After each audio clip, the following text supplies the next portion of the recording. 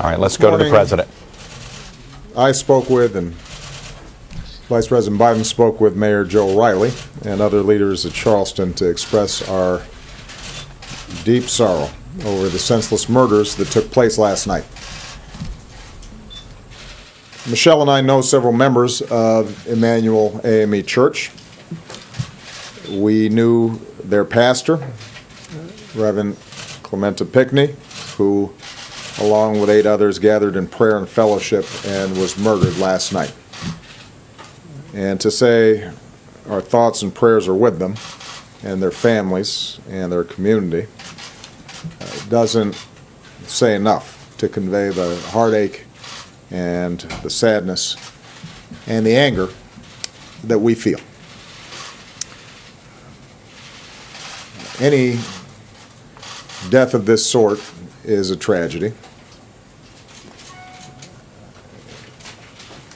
Any shooting involving multiple victims is a tragedy.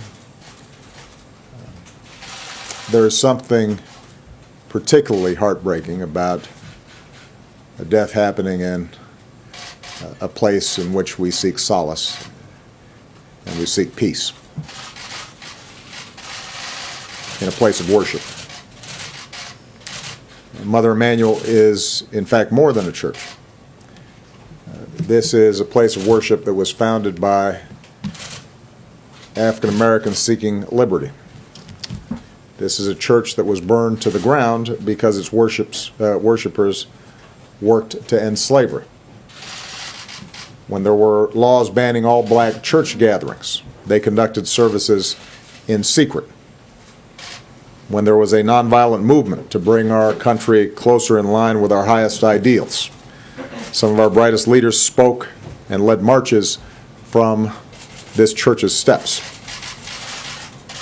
This is a sacred place in the history of Charleston and in the history of America. The FBI is now on the scene with local police, and more of the Bureau's best are on the way to join them. The Attorney General has announced plans for the FBI to open a hate crime investigation.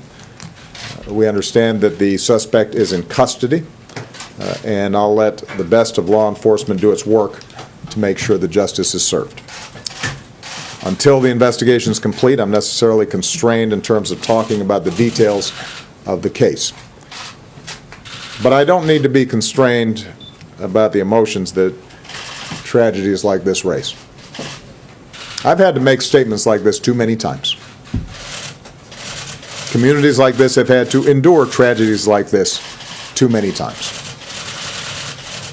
We don't have all the facts, but we do know that, once again, innocent people were killed in part because someone who wanted to inflict harm had no trouble getting their hands on a gun.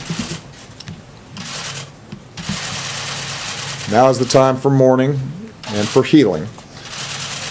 But let's be clear. At some point, we as a country will have to reckon with the fact that this type of mass violence does not happen in other advanced countries.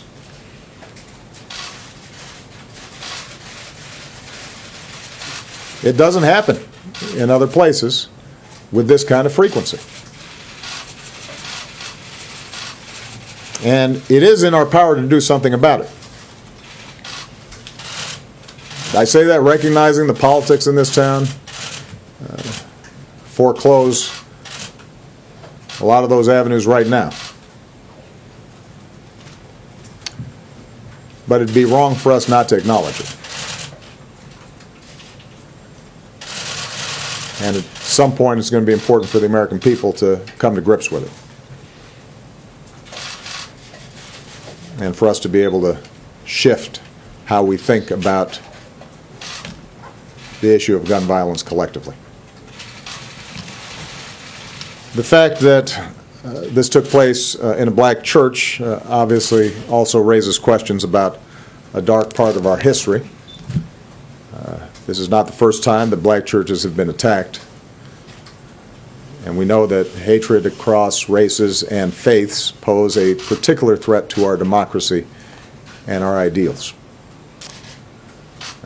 The good news is I am confident that the outpouring of unity and strength and fellowship and love across Charleston today, from all races, from all faiths, from all places of worship, indicates the degree to which those old vestiges of hatred can be overcome. That certainly was Dr. King's hope just over 50 years ago, after 4 little girls were killed in a bombing in a black church in Birmingham, Alabama. He said they lived meaningful lives and they died nobly. They say to each of us, Dr. King said, black and white alike, that we must substitute courage for caution. They say to us that we must be concerned not merely with who murdered them, but about the system, the way of life, the philosophy which produced the murderers. Their death says to us that we must work passionately and unrelentingly for the realization of the American dream. And if one will hold on, he will discover that God walks with him and that God is able to lift you from the fatigue of despair to the buoyancy of hope and transform dark and desolate valleys into sunlit paths of inner peace. Reverend Pinckney and his congregation understood that spirit. Their Christian faith compelled them to reach out not just to members of their congregation or to members of their own communities, but to all in need. They opened their doors to strangers who might enter a church in search of healing or redemption. Mother Emanuel Church and its congregation have risen before, from flames, from an earthquake, from other dark times, to give hope to generations of Charlestonians. And with our prayers and our love and the buoyancy of hope, it will rise again now as a place of peace. Thank you. What would you do differently on gun control? A very emotional